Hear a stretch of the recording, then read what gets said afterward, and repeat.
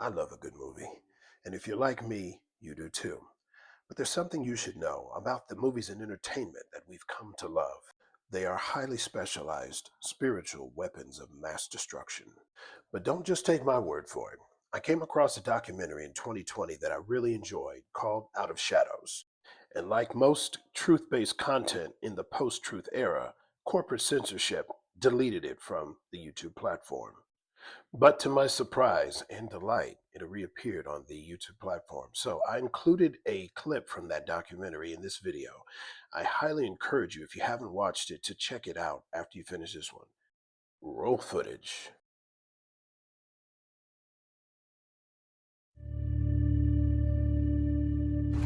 Why do you believe what you believe? Because at some point in your life, you trusted the information that somebody was giving you. And that someone you trusted told you that a car was a car, a tree was a tree, a bird was a bird, the blue stuff above you is the sky. And that's the way that we began to determine what we believe to be a fact. Most of the things that we believe to be a fact in our lives are told to us through our stories or the news that we hear. So my question would be, if they were deceiving you with the stories they tell you, would you be able to recognize that? So we've all heard the term conspiracy theory. Personally, for me, I've never really had time to get into any of that because, frankly, I'm working all the time and I don't have the time to look into Bigfoot or aliens or flat Earth or 9/11 conspiracy or the JFK assassination. It's just, it's not anything that I really have any backstory on. But the one thing that I do have a lot of backstory on, the one thing I do know a lot about is Hollywood. When you think about the entertainment industry, what comes to mind? Movies, TV, music, right? Let's talk about this entertainment. I've been observing you. What if this entertainment was more than just entertainment? Now in complete control! When you're driving home from work, what are you listening to? When you come home after a long day and turn on the TV, what do you see? The U.S. are bracing. Saying that the one. Think about all the content you've seen throughout your whole life. A lot of it has actually made us who we are today. So you don't know what's really going on. Have you ever stopped for just a second, though, and questioned the content? Good morning, Vietnam! The only thing we consume more than content is air. But we actually think about the quality of the air we breathe. Maybe it's time to take a closer look at our content. And fear. This is important. Let's take a closer look at this. This is a declassified document from the director of the FBI to Walt Disney concerning the Motion Picture Alliance for the Preservation of American Ideals, dated February 9th, 1944. It reads, "Motion pictures are inescapably one of the world's greatest forces for influencing public thought and opinion, both at home and abroad. It's spiritual." Taxes will be Our government's always controlled our content.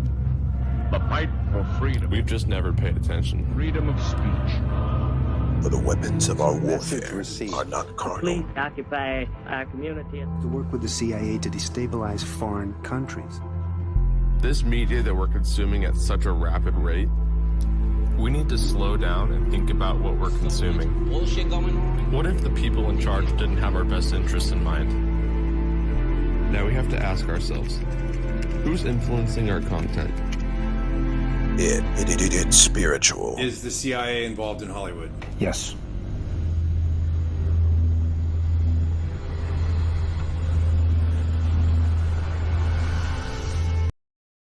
Now you may be wondering, what on earth does the government have in common with the entertainment industry?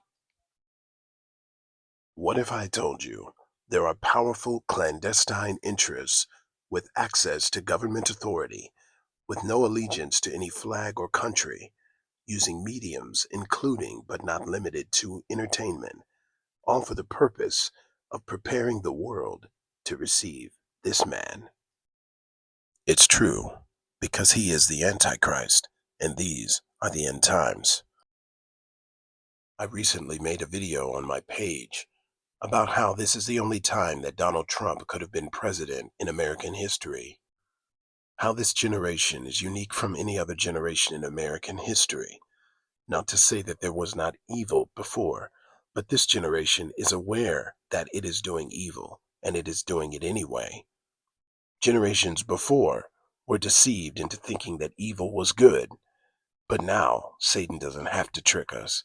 He's right out here in the open. But we didn't just arrive at this place of moral relativism and cultural depravity all on our own. We were led. Games like GTA reached the gamer crowd with a game concept centered around lawlessness and murder. Movies featuring the anti-hero archetype, who is essentially a villain who does the wrong thing for the right reasons. Clever Dionysus, Greek god of entertainment and theater, has taken aim at the elect, who are consuming his content, unaware of the poison. This is nothing more than the Luciferian doctrine, repackaged for a new, wicked generation. Lucifer is the ultimate anti-hero. He seeks to be seen as the hero of the Bible rather than the villain. He wants people to believe that he is actually here to help humanity, because he's the one who informed humanity that they were naked. And with his help, humanity has been able to live a more comfortable life through technology, medicine, and organizational structures that were gained through esoteric knowledge. Let's close out this video with a clip from the movie The Devil's Advocate. Remember, they hide the truth in the entertainment section. Who are you carrying all those bricks for anyway? God? Is that it? God? Well, I tell you, let me give you a little inside information about God. God likes to watch. He's a prankster. Think about it. He gives man instincts. He gives you this extraordinary gift, and then what does he do? I swear, for his own amusement, his own private cosmic gag reel, he sets the rules in opposition. It's the goof of all time. Look, but don't touch. Touch, but don't taste. Taste, don't swallow. And while you're jumping from one foot to the next, what is he doing? He's laughing his sick fucking ass off. He's a tight ass. He's a sadist. He's an absentee landlord. Worship that? Never. Better to reign in hell than serve in heaven, is that it? Why not? I'm here on the ground with my nose in it since the whole thing began. I've nurtured every sensation man has been inspired to have. I cared about what he wanted, and I never judged him. Why? Because I never rejected him. In spite of all his imperfections, I'm a fan of man. I'm a humanist. Maybe the last humanist. Who, in their right mind, Kevin, could possibly deny the 20th century was entirely mine? All of it, Kevin! All of it. Mine. I'm peaking, Kevin. It's my time now.